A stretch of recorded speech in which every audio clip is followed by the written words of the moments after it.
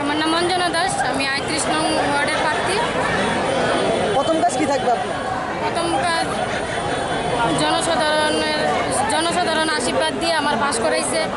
এবার তারার লেগা কাজ করুম, জল, পানীয় জল, বিদ্যুৎ, রাস্তা, ড্রেন, ভাতা এসব।